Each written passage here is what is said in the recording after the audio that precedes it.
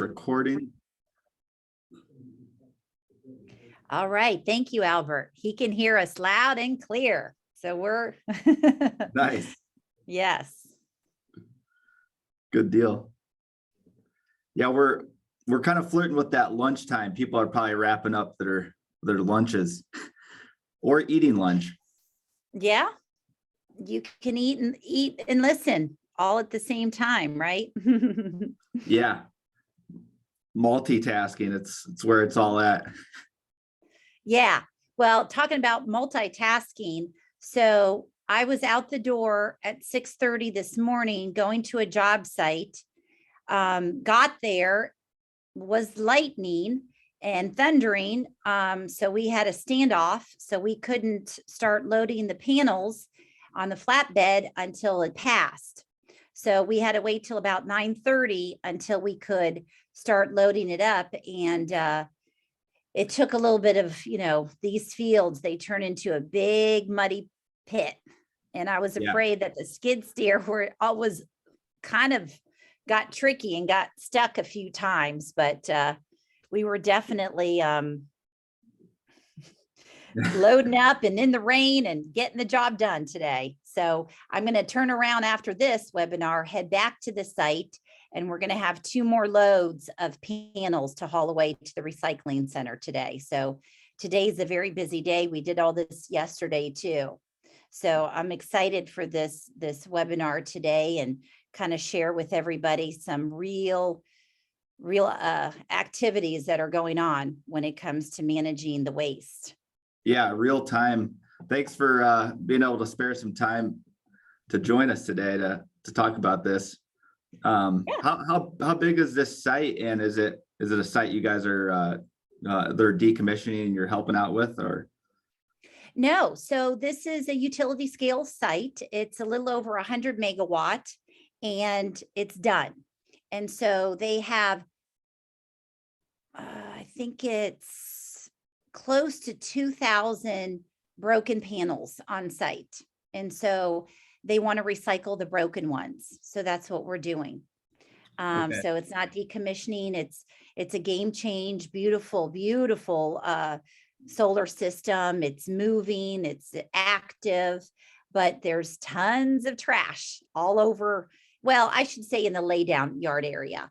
And, they were planning to, I think, put all these broken panels in a huge container and haul it off until they kind of found me and said, hey, what can we do with these panels? And so we came up with the solution. And so now we are hauling them off and getting them recycled. And as of today, with the 2 loads, we have recycled 42,000 pounds. Wow. Of solar panels. Yeah, and we've got like 3 more loads to do today. So that just goes to show you 100 megawatt, and we're going to be recycling thousands of leftover they were Canadian solar panels. I wonder who has to pay for it for the recycling, the subcontractor that broke the panels, or? It's the EPC. So they're paying for this service. Yeah. Yeah. The recycling center, they charge for each panel because they have to, what the manager told me, she said that, they have to pay for the hazard material to go into a specified landfill. Yep. But the great thing is they are taking, I wish I had these pictures to show you, but you guys stay tuned. I'm going to post them on LinkedIn. It's just a massive operation that they do at this recycling center. And so they take them, they pick them up with this huge crane, and then they pick them up again off the flatbed and put them on this big, huge pile. And it goes up this conveyor belt, and then they crush it, and then they sort it. So this machine actually sorts the components, and she calls the glass and the other stuff fluff, where the metal, the aluminum, is going to get recycled, melted down, and be reused. So it was a massive production. It was really, really great to see this. But I'm in North Carolina right now. And Okay. this is where Yep. it's going on. A town called it's outside of Wake Forest is where I'm at. So, but I see the time, Tyler. I'm going to hand it back over to you. You can start the introduction and we'll dive right into it. Awesome. Thanks, Emily. Yeah, Sure. for those of you guys just logging in, Emily was talking about, she's out at a project, 100 megawatt site where they're doing real time work, recycling solar panels and debris. So pretty exciting to hear how there's solutions to reduce our impact during solar construction. With that being said, we'll go ahead and kick it off today. This is an Inovateus quarterly webinar. Today we have Emilie O'Leary of Green Clean Solar joining us, and we're going to talk about the challenges and opportunities for reducing utility solar project waste. And we're excited to dive deep into the weeds to learn more about waste. My screen is not rotating. Let's see here. There we go. So again, you have myself, Tyler Kanczuzewski. I'm the Vice President of Sustainability at Inovateus Solar. And today we have Emilie O'Leary of Green Clean Solar, the CEO and owner. Emilie, thanks a lot for joining us today. We know you're busy and doing real work today. So, we're excited to talk with you. Absolutely. So today's discussion, we have 5 key points we want you guys to learn. So we have, solar construction waste is a growing issue for solar developers and utility customers. So we're going to discuss that. How to create a practical zero construction waste goal and program. Identifying the different products that can be recycled and repurposed. And then some vendors you'll need for a program and how to save time, money, and waste recycling programs that can help you build more relationships and continue your mission and environmental stewardship. So I have some slides here about Inovateus Solar. I know a lot of you probably already know about us, but we're focused in the Midwest solar market primarily, but also do work national. We've done over 500 megawatts of solar. Our team's about 40 people, so we have quite a few years of experience, but mostly we work with municipalities, utilities, schools, it's really grown. We've seen solar grow tremendously in the last 5 years, and we're predicting this decade to be much bigger than the last. We're based in Indiana, and there's talks of 100 to 1 gigawatt size projects in our own state. So in 2010 that would have been unheard of, but now we're talking about gigawatt size projects in the Midwest. So it's definitely been some crazy growth years. But our mission is to build a brilliant tomorrow and really have less of an impact on the planet and promote more positive solutions so that we can live in a brilliant world. And that led us into more sustainable solar development ideas over the last few years. And I've been a part of that. In 2019, we formed a green team to get people from all areas of our company focused on how can we reduce our impacts, be more innovative, be more efficient, and get more community buy-in, get more of our people at the company excited about sustainability, build a culture. So we put together three major goals that we want to hit by 2025. And the big one is doing more solar, because we know more solar is less fossil fuel emissions. So we're trying to hit a gigawatt by 2025. We're already over 500 megawatts. So we have some big projects in the pipeline. So we're pretty confident in that. And then carbon neutrality by 2025, we believe is doable. A lot of big corporations are talking about, 2030 to 2050 of hitting carbon neutrality, but we believe being a little bit on the smaller side, we think we can hit 2025 carbon neutrality.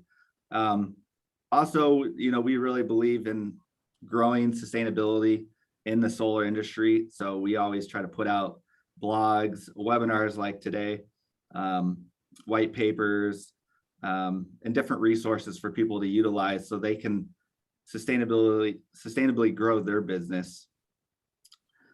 So we have 6 best practices right now for sustainable solar development. The first 3 are optimal system design and or site design, and really that comes down to trying to maximize like our power per square foot, so we can put more power in a square footprint of land and have less of an impact on that land.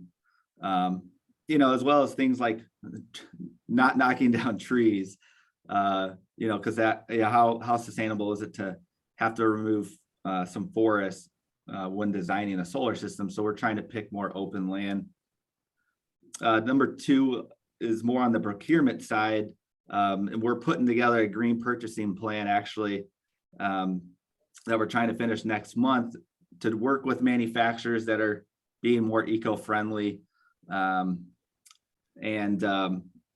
It's really, it's a big supply chain. A lot of materials are coming from all over the world. So it's a complicated issue, but we're trying to chip away at, what does green purchasing mean to Inovateus? How can we navigate into the future? Does it mean buying more locally made material, things like that? And the big one I'm most excited to talk about, obviously, today is this number 3, zero waste initiative and recycling. At Inovateus, we've really grown this over the years to recycle as much packaging and shipping debris and waste on the job sites. And we'll talk about it today. We're actively doing that and are successful at that. And then the next 3, also very important ones. Pollinator habitat is number 4. So doing more vegetation management at our solar sites. You see in the picture here, you can even do sheep for some management of the grasses instead of having to mow it frequently.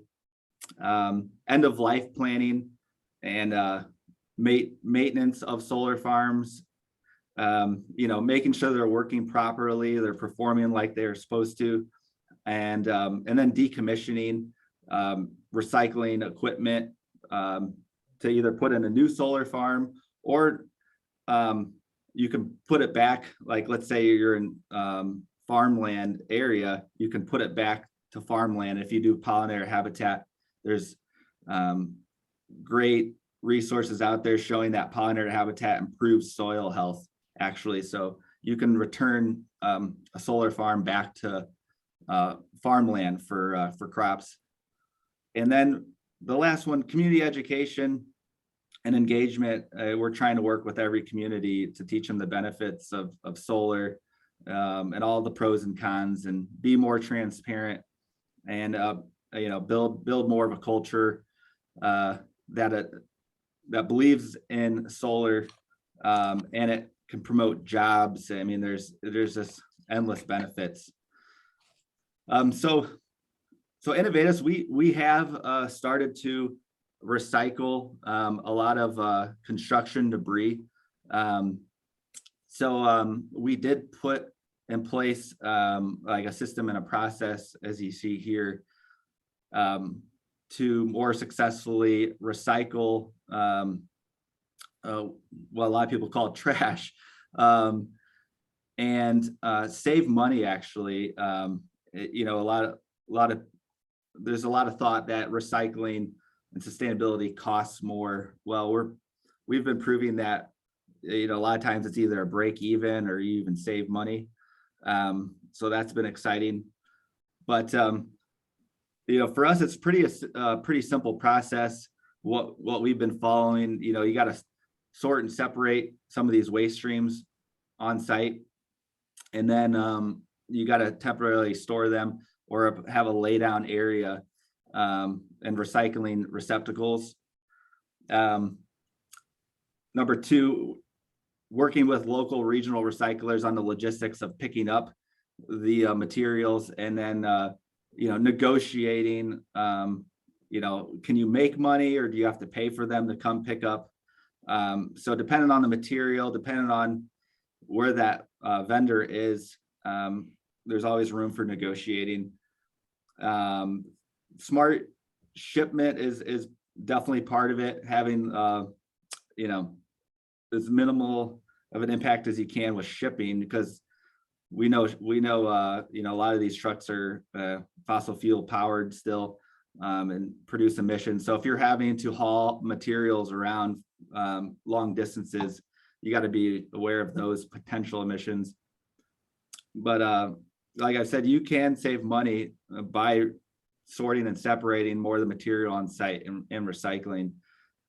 We've been breaking even on a lot of it, which is a huge win for the environment. But on many jobs, we've actually saved tens of thousands of dollars on recycling a lot of the pallets and the cardboard. So Emilie will dive a little bit deeper into some of this, but just as a little primer here, some of the typical materials that we're talking about are wood or plywood pallets, because all the panels come shipped in on pallets, as well as the racking and the inverters, and then a lot of cardboard. Glass is in the solar panels, so if you have broken panels during construction, you're going to have some glass, and then you'll have some metals and plastic, and the banding, conduit, plastic films, things like that. One company we wanted to point out that it's come to market recently is a PV Pallet, and they're just getting orders out there, doing a lot of testing. I'm very excited to see this company start, because their whole model is about circularity, and it's a reusable pallet for solar panels, and they can fit 27 to 30 panels per pallet, depending on the frame size. But they're predicted to be reused up to 30 times, and then they can be recycled over again and put back into manufacturing. So it really fits nicely into a circular economy, and that this could be a great solution in the future, and even starting this year for companies to reduce their packaging and shipping waste. So that is all I have for my slides. So Emilie, I think you can now pull up your slides. Okay, sure. And I got some backup if you can't get them uploaded. All right, let's try this.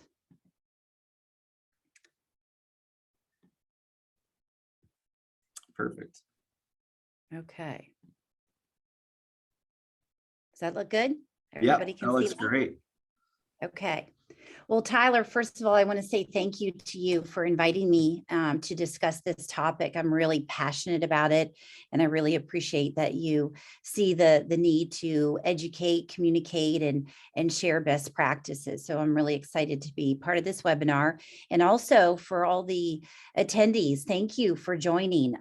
Your time is very valuable, so I appreciate you taking out an hour to listen to us. And I hope after my presentation and after Tyler's presentation that you come away with maybe something new that you can really start to implement right away, or share with somebody that that could use this. So again, thank you so much for today. And again, I hope we see this as a very important topic, and it's going to continue to grow, and people are going to put more attention to this. So I will go ahead and start. Before getting into the best practices, I want to give the audience a little bit about my background and where I was and where I am today, because there's definitely a reason why I started Green Clean Solar. But back in 2016, I started a commercial mechanical installation company. And so we traveled all over the country building commercial rooftops, carports, and solar fields. And they were small, anywhere from 1 megawatt to maybe 5 or 6 megawatt. So we did that for many, many years and loved it. I absolutely loved the business. I was out in the field, been to hundreds and hundreds of solar sites. So I feel like during those years, I really got an understanding of the construction, building, and just knowing how, this industry works. And so when I started to is out of Atlanta, Georgia. That's where I'm based out of. So with that business, we grew it. My partner at that time, we grew it and decided to sell it. And so in 2020, I sold it to an oil and gas individual who bought the company, and I stayed on it for 2 years as the CEO. And during that time, we scaled the business where we started to take on utility scale projects. And so we were looking at 100 megawatt projects. And so really during those 2 years, it really started to, come to realization, because I would go out in the field quite a bit and walk around and talk to people, that there was so much waste, tons and tons of waste that was going into the containers and getting hauled away to the landfill. And I was really thinking, this doesn't make sense. I mean, we are building these massive, beautiful, energy efficient systems, but then we're turning around and filling the earth with trash. Like it was really bothering me. And even talking to workers, they would come to me, they would say, Emilie, look at these broken panels, look at all this trash. And I said, I know. And what we're doing is we're filling these 40-yard roll-offs, and they're just going to the landfill. We just didn't know what to do. And, for years, that's just what we did. We filled every container and it just got hauled off. So that really made me kind of motivated to be like, I'm going to start Green Clean Solar, and I'm going to provide solutions for this, because this, I know for a fact, is a huge problem in our industry. And there's really not a lot of solutions. So the purpose of Green Clean Solar is to provide waste management and landfill diversion services while building a diverse workforce. Okay, so I've been doing a lot of research with the Environmental Protection Agency, and I took this from them. Okay, I seriously copied this from their documents because I thought it was really, really good. Because, what we do in our industry, it can get very overwhelming. And they kind of broke it down, and this is what they said: establish a policy goal to evaluate cleanup actions to ensure the protection of human health and the environment, and reduce the environmental footprint of cleanup activities to the maximum extent possible. So do our work smarter and greener, and over time, we will have a better understanding of our environmental footprint, taking steps to minimize that footprint. So like I said, this was simple, it's easy to understand, and it really starts with us having this goal in mind that we want to be smarter, we want to be greener, and it needs to start at the top. The corporations, the big EPCs, the owners, they need to see that this is a goal that they want to achieve. So when it starts, then it's going to trickle all the way down to the workers. And they're going to get a sense like, we need to be more conscious of our footprint out here on these massive utility scale projects or anywhere, really. And so I think when it starts from the top, and not only from the owners and the developers, but also the manufacturers. And, I started this business in February, so I'm learning a lot. I'm not a subject matter expertise, but the amount of information and the amount of phone calls and contacts that I have received from all over the country, all over the world, they want to do better. They really do. So for example, I'm working with a manufacturer and she has a huge influence. Okay. She's with a racking company. She has a huge influence to change the way the packaging is with the racking material. And one of the things I'll get into, but it's amazing that we have, because we're procuring, kind of like what Tyler was saying, he's procuring material for manufacturers that are more conscious aware. So we can have an influence and make changes in our industry. So that's what I wanted to share. But the EPA just this month in March launched a 5-year initiative specifically on end of life for solar panels. They're going to be putting tons, millions of dollars into this program. So we are going to definitely see a lot of innovation, just like what Tyler pointed out about the plastic PV container. We're going to see more and more of that. And I really think people are going to be innovative and get funded by the EPA or the Department of Energy to bring these resources to help us with this. All right. Next slide.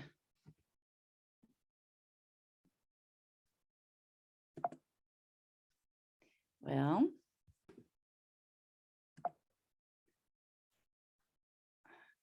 sometimes it gets a little frozen. Yeah, it is. Okay. There you go. All right. So why solar construction waste is a growing challenge for solar developers and utility customers. And really it's because there hasn't been a lot of solutions. When we started this, when I was out there, there's really unknown solutions. And the other challenge is that these solar developers, they don't have the time to figure it out. It takes a lot of time.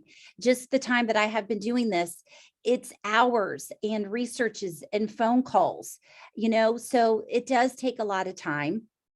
And the other challenge is that a lot of these sites are in remote locations. And it's just the nature of the business because we need land. And guess what? These projects are in what I call God's country. They are hours away from anything. You have your mom and pop shops and that's about it. So that's the problem with a lot of these big, large solar sites. There's nothing around it to support the recycling. I got a call from an EPC and they had a project in Mississippi and a project in Arkansas. So I started to do my due diligence. I wanted to help them. There was nothing within 45 minutes of any type of recycling centers. And the lady was like, yeah, we don't have anything here. So again, we're building these great energy efficient systems, but unfortunately there's so much waste. There's not a lot of options. So that's going to happen. It's just, it is what it is.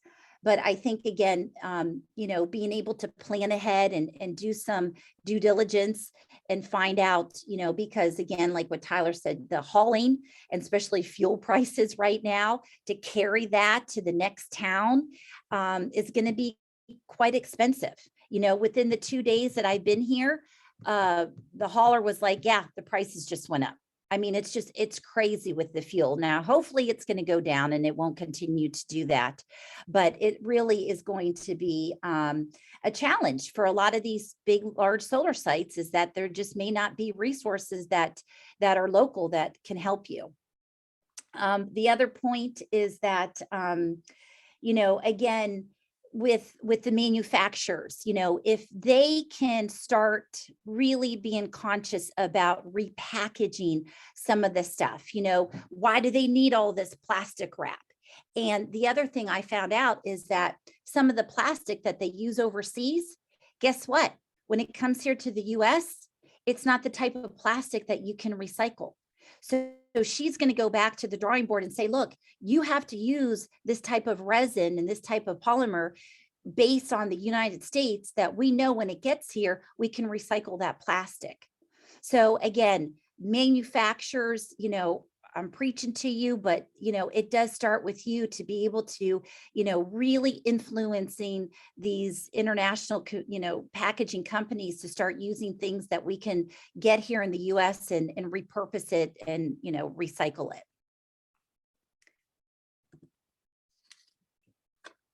Okay, so how are we going to create a practical zero construction waste goal? And it really starts to plan ahead. And again, the calls that I've been getting from EPCs and owners, they know what projects that they have in their pipeline, right? They know what's coming in. So plan ahead, specifically, okay, if you're going to procure this type of racking material, your construction time zone or your time schedule, let's plan it. Okay, we know we're going to get in all these panels. We know we're going to have this amount of cardboard. What can we do ahead of time to start getting, let's get the recycling bins out there. That's going to be for the plastic and the cardboard. If you're going to have a percentage of broken and unused panels. I mean, this is going to occur at the job site. So even before you begin, just start planning ahead. Because I think when you plan ahead, you can put processes in place. And then the other thing that I need to share with everybody is that there is going to be an expense. Okay, I did all these mechanical installations, and we always had a line item for waste and porta potties. Like that was one item in our master plan. So add another line or refigure, and this is where I can help you with on what the cost is going to be to recycle some of this waste. I can give you some estimates. I've got one guy that called me an hour before this webinar. He's like, look, Emilie, I have 11,000 panels that I need to decommission. I know it's going to happen, so I need you to give me an estimate of what it's going to be to recycle. So again, planning ahead is going to be the best. And then also, where you are in the United States, we want to work with the local recycling. That's going to be the best thing to do, and the local resources. So for example, you see this picture, we have wooden pallets.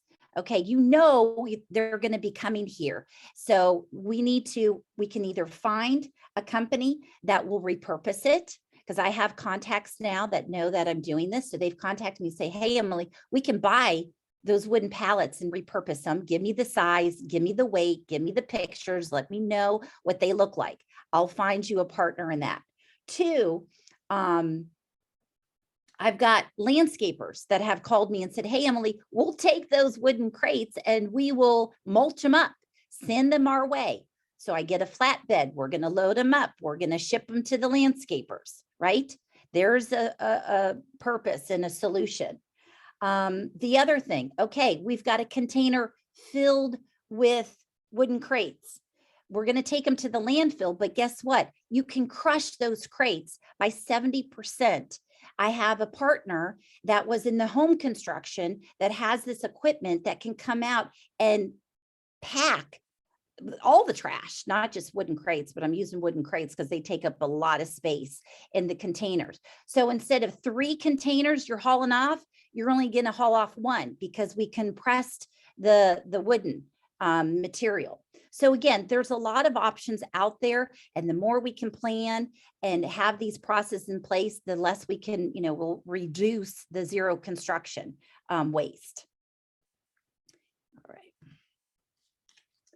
Okay, so I talked a little bit about, that can be recycled, repurposed, reused, and Tyler mentioned this too. There are 5 main waste components. You got the cardboard, the plastic, the metal, the wood, the panels.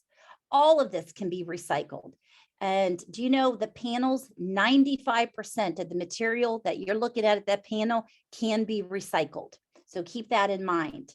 And then the other thing that I would recommend who's listening here today is when you are working with the racking companies, say, hey, look, we know we're going to have material left over. Like I've been to solar sites, we were building it. We had buckets of nuts and bolts. Okay. We didn't know what to do with it. We threw them in the dumpster, and if I had a metal recycling lined up, I'd say, here, ship it. Let's take it there. Let's get some money or do something with it. But we just didn't know. So we were taking metal and leftover racking material and throwing it away. So let's ask the racking material companies to say, hey, look, establish a buyback program or give me a credit for the next solar site that we're going to build and use your material, or let's come up with a recycling plan. And I think a lot of these manufacturers are going to start implementing, and I want to partner with them to say, hey, look, we know your racking material. We know how it's going to be packaged. So when it gets on site, we already have a process in plan. So again, I think if we kind of command the racking companies to do a little bit on their part, it will help us. But again, start asking questions to the vendors that you select to use. Because here's an example too, like many of you know, First Solar, they have a buyback program. It's about $28 per panel, but they will buy back and recycle their panels. I've reached out to Jinko, Q Cells. They don't have anything. They told me, oh, we go by the local state requirements when it comes to recycling. Okay, great. You go by that. I contacted the EPA. What's the state regulation for, Q cells? We don't know. We don't have anything. So this is the challenge that we have, is that these solar panels, they're building massive amount of factories, but they haven't put any thought into, okay, you're going to make all these solar panels. How do you have any idea how to recycle them? So again, these are things that I'm taking on, and I'm going to figure it out and help you provide some solutions on what we're going to do with all this. All right. Okay, this is something really neat that I want to share with you, is what kind of vendors to help you save time and money. So this is a picture of a facility in Georgia. All he does is grind up wooden pallets. He has this big fork, he picks them up, and I wish the picture was a little bit bigger, but he puts it into this machine and he mulches it all up. So he never even thought about doing wooden pallets for the solar industry. So again, his main business wasn't mulching. He was selling the wood byproducts for biofuel. That's how he made $16 million a year, is by mulching up these wooden pallets. So again, what I want to do is take a lot of equipment or other manufacturers outside of the solar industry and bring them into our industry and say, hey, we can use that type of equipment on site, or we can use that type of recycling equipment. And again, Europe is so far advanced than we are. And I'm learning a lot of what they're doing. Now, they have a lot of more regulations than we do, but, and I wish we had more regulations, because then people would have to do this. But I'm learning a lot of what they do and how they repurpose a lot of their waste. Let me see here. All right, let me move along. Okay, and here's, this is really key too, is how can we provide solar waste recycling programs and build a better community? And I've noticed that, again, the communities, some of them really embrace these utility scale projects because they know they bring in a lot of revenue. They get amazing amount of tax credit. So it's a really good thing for the community to have a large solar facility in their town. But they're also concerned of, like, oh my gosh, all this waste, it's also coming. So if you can let them know up front, I think they may pull together and provide resources that you didn't even know those local communities have. and, predict and inform what's going to happen. Because again, some of these small towns that I go to, they've got mom and pop shops and that's it. And so some of the trash they're not used to having so many loads of containers going to their landfill. So we have to educate them, let them know what's coming, and really try to put processes in place to help recycle as much as we can with the waste. And, some of the things that I'm doing on my end is I really want to build a national database. So when you call me and you say, hey, Emilie, I've got this project in Virginia. Okay, I've got these partners already lined up. These are things that I want to help you with. So like I said, I'm starting to build a national database. And the other great thing is I've reached out of some of the top largest waste management companies now, because they see we're having a lot of trash and they want to be part of it.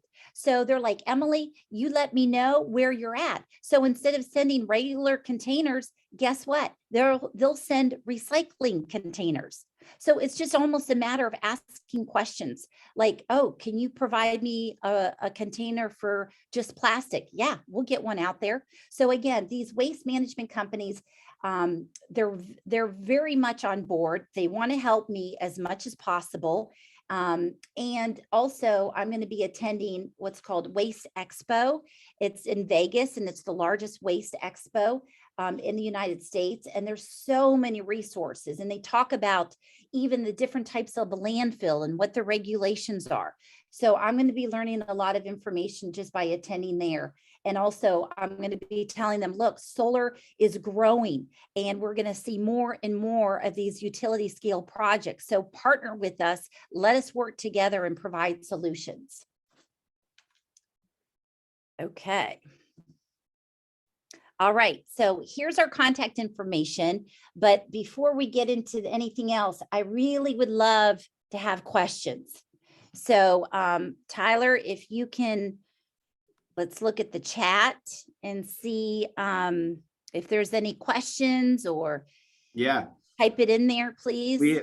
We have two good questions that came through. Serene Marshall of Galway asked if the PV pallet, the reusable PV pallet that we mentioned earlier, uses recycled plastic, and they are made of a majority of HDPE recycled plastic. I think it's like 1,000 milk jugs goes into one of those pallets, so that's a cool thing. And then Bill Stowe, have you found a PV panel recycler that can reclaim more than just the aluminum? Emilie, I said Cascade. Yeah, what are your thoughts there? Well, so right now, the recycling center that I am using just can recycle the aluminum. So she told me that it gets separated once it goes down to this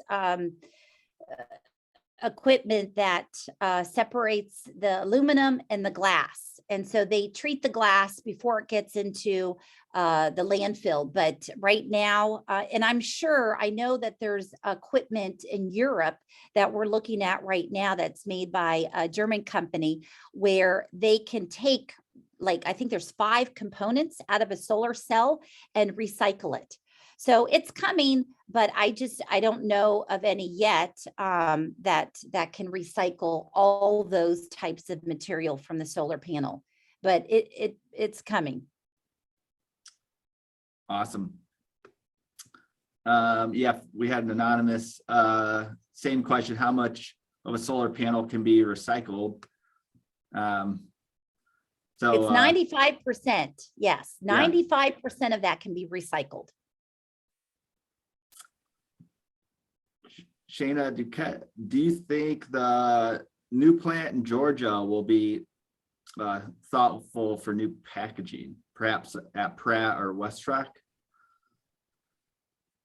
Did you bring up one of the manufacturers? Was it Hanwha, maybe Q-Cells in Georgia?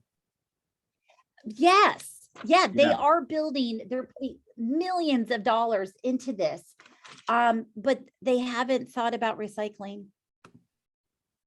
I mean, I wouldn't say they haven't thought of it, but it's not in their plans when building that facility in Georgia, which blows my mind because I think it would help them and it would help the customer to be able to have kind of a buyback program. But yeah, I don't see it. Yeah, yeah, we need to keep pushing the manufacturers to continue to be smarter. Right. Serene, recycling is great. Source reduction strategies, less packaging, less disposable material are much more important. The reusable PV pallet is an example of no waste. What innovations exist or are needed on that front? So yeah, other than PV pallet, I'm not aware of a whole lot of solutions yet. I mean, there's a whole list of panel recyclers, solar panel recyclers.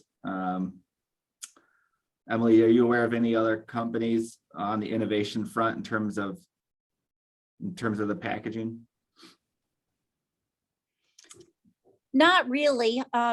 Just that, one of the manufacturers for racking is really trying to reduce the amount of packaging. And then when they do have to use the packaging, make sure when it gets to the United States that we can recycle it.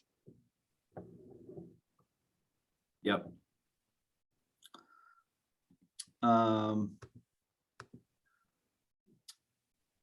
We have a question for Tyler. Are you applying this zero waste initiative to all your solar projects or just utilities? So we are applying it on every project, and we started doing that really in 2019. We started looking at every project, how to do a better job in recycling. So pretty much it's an initiative on every single site, no matter what size of project it is. Because no matter what, you have to manage your waste on site. So in a lot of cases, it's little added work to separate and sort and recycle that waste. So we are doing it on every project. So yeah, the really big ones that you're hearing about, we'll recycle on those too. Pedro de la Barra from Soul Systems asked, would love to hear if you have any thoughts around cardboard. Is that generally easier to recycle? Ellie, what are your thoughts on that? So I'm learning that the cardboard has to be in a specific condition. It can't be wet, even though when they go to recycle the cardboard, they wet it. And I was like, okay, so you're wetting it, but you can't get it when it's wet? No. So it has to be dry. So these are things that, again, if you know ahead, you have cardboard, get a tarp over it. So when you're done with it, you can, condense it and send it to the recycling center. So that's what I'm finding out is there are specific requirements when it comes to the recycler. They want it, but hey, guess what? You have to have it ready for us this way. And even like today, I'll give you a quick example when it comes to back to the solar panels again. This company that I'm working for actually has a dedicated team for trash. And Tyler, I know you said you have a green team too, which I love, because what happens is if this team is dedicated for trash, then things are going to be efficient. They're going to help maintain the site looking good. Housekeeping is not going to be an issue, and they're going to become experts. Like this one guy today, he never loaded the panels like we did today on the flatbed. And there was a process. We didn't know exactly how many we could fit on the flatbed, but we found out that we could have 10 stacks of 36 panels on a flatbed, which meant 360 could be strapped down and ready to go. So again, going back to getting a dedicated crew that knows what they're doing, and they can just keep this process going. Awesome. Let's see.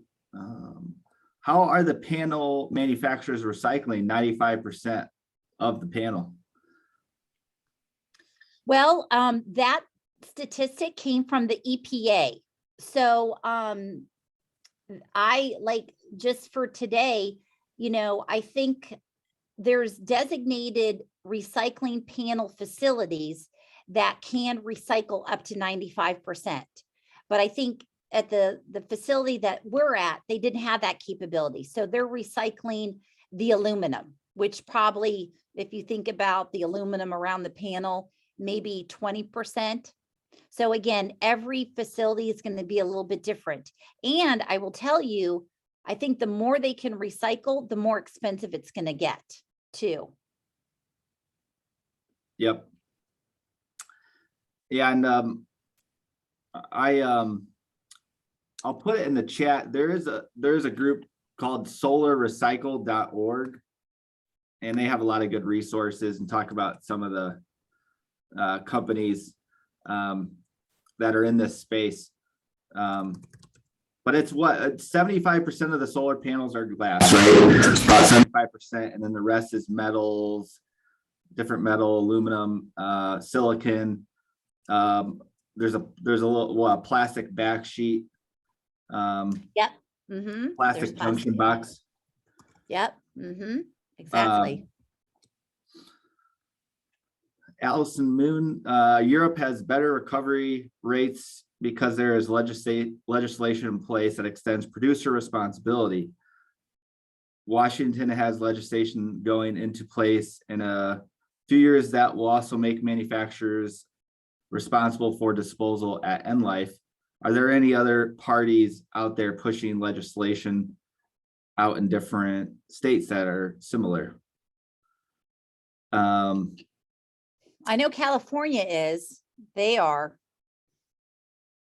Yep. New York, is New York going that route too?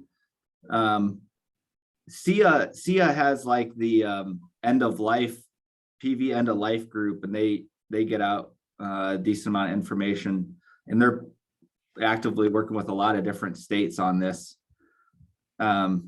So there's a number of other states, yeah, that are going the way Washington's going. Mm-hmm. Mm-hmm. There was a question about CETO through the Department of Energy. Those CETO grants. Are you aware of any of those? Or yes. So that's another kind of buzzword, CETO. It stands for Solar Energy Technologies Office, and it falls under the Department of Energy. So right now they have funding for companies, consultants, vendors, I mean, you name it, but they are funding companies.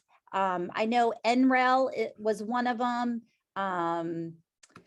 Who else? But they fund resources or research that can help with end of life and waste management.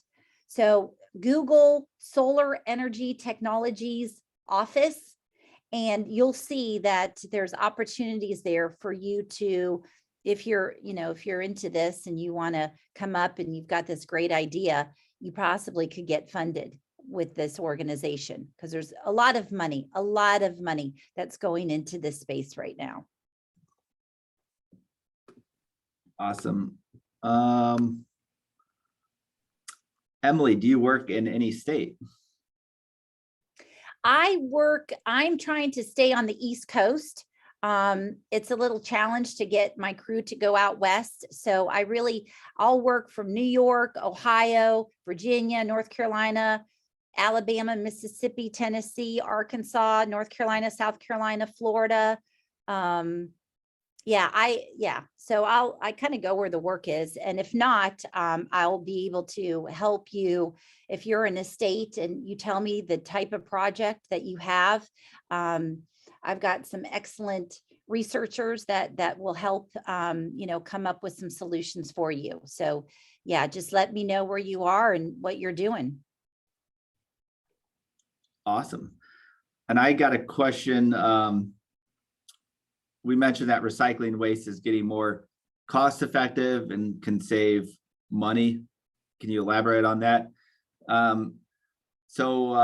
I compare it to landfilling. Like, so if you have if you're doing construction environmentally, you have to manage your any waste. So if you have a dumpster there and let's say you're sending all that to a landfill, and you're working with like a Republic, a waste management, one of those waste management companies, you might have to pay $600, let's say, to have that dumpster hauled to a site, and then you get charged a tonnage weight at the landfill too. So let's just say it's $650 to dump one dumpster.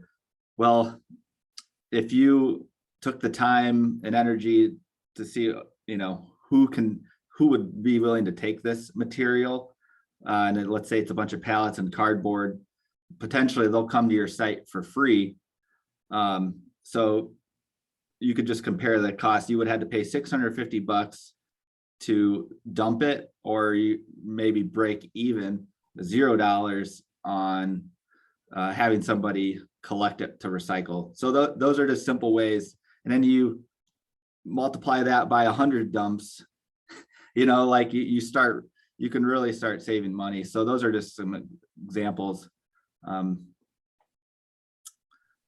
think we have some in the chat box. Let's see. We had some good things coming through that too. Let's see. Many PV recyclers are recycling glass and aluminum, and some recover backsheet for energy recovery, trash combustion.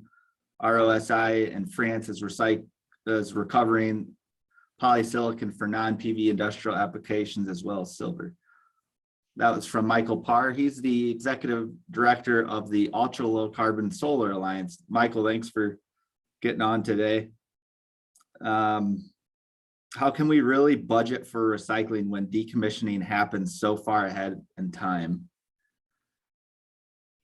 That's a really good question, because I got a call the other day, and they were talking about decommissioning these panels like in the next month. And I'm like, well, how long has this solar site been there?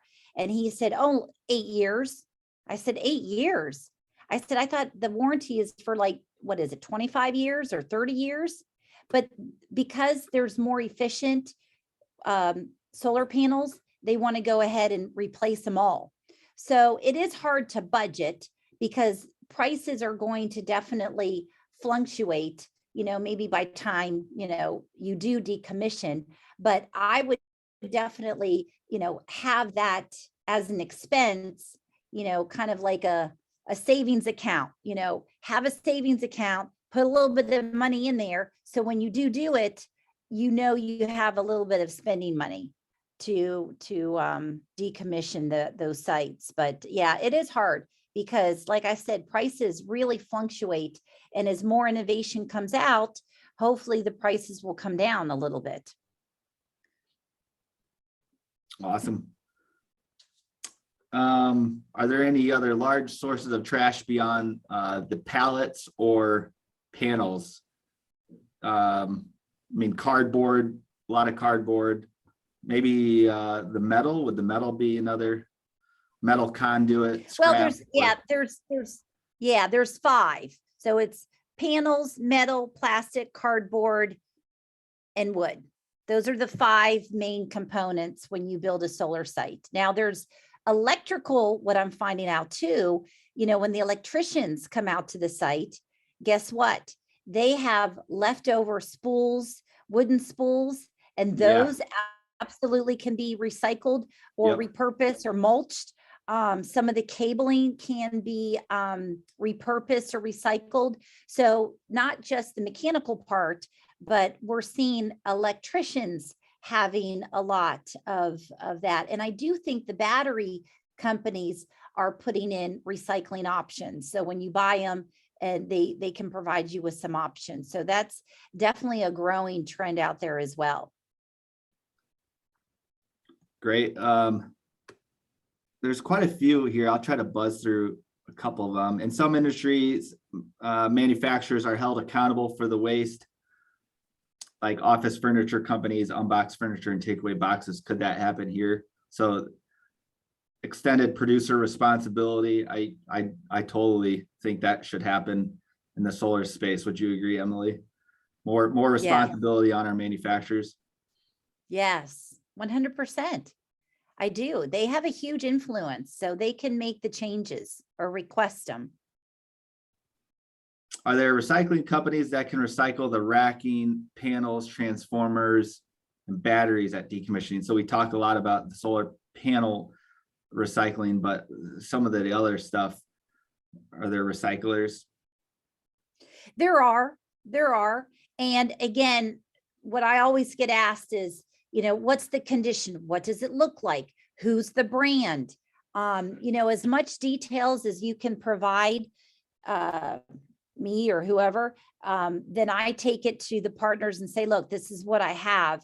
And they'll, either they can or cannot do it. So again, just as much detail about the specific item or products, I'll be able to try to partner and find resources for you. Awesome. Reach out to local gardens for cardboard. They might use them for weed block. Is it possible to shred the cardboard with the pallets if they're using it for mulch anyway? Can they do that? Yeah, I love that idea. It's great because I had one individual call me and say, hey, that wooden mulch could be used for fire starters. The fire starter logs, they're wooden chips. And so, again, partnering with a company like that and say, hey, look, we're going to have all this mulch for you. Can you buy it from us? Now, to shred the cardboard with the pallets, again, every state's a little bit different. Like one state I found out is, we will just mulch up. This was in Florida. They mulched up all the wooden pallets and the cardboard at the same time and spread it on the field, like in a kind of a lay down yard area. But yeah, Florida Power and Light did that. They brought in a machine and they left the mulch there.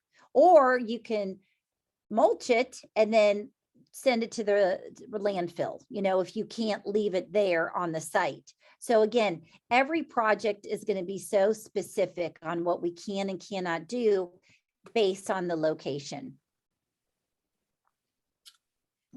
I think we got our last question, and it's for you, Emily. All waste must follow the EPA guidelines for hazard waste.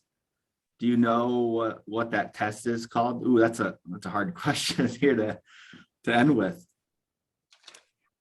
Yes, no, this test, okay. So you're going to hear a lot of this too. It's called toxicity characteristic leaching procedure. So a lot of these large waste management companies like WM, Republics, they have a testing kit that they will test those solar panels and see what if it's hazardous waste or not. So again, it's called toxicity, it's a tongue twister, characteristic leaching procedure. But that's the test that they use on the solar panels to determine if it's hazardous waste. And that is what is supported by the EPA. So that's it. Yes, you can. TCLP is the name of it. You can Google that and read a lot more about that as well. But all right, Tyler, we'll wrap it up. Thank you so much for all your information. And thank you for being a trailblazer and already implementing a lot of this in your company. So thank you for doing that. I think we can all learn a lot from companies like yours and share best practices. So I think between you, Taylor, and myself, if you guys want to talk further or have any questions, just send us an email and we'll do our best. But thank you for this time. I really appreciate it. Thanks, Emily, for joining. And thanks everybody for all the questions and the chat. There's some great conversation going on amongst you guys. So really appreciate everybody logging in today, and it will be recorded and be available here soon. So thanks again, everybody. Really enjoyed it. Go green. Yeah, go green, and we're almost to the weekend. Have a good weekend. Yep. All right. See you, Thanks. everybody.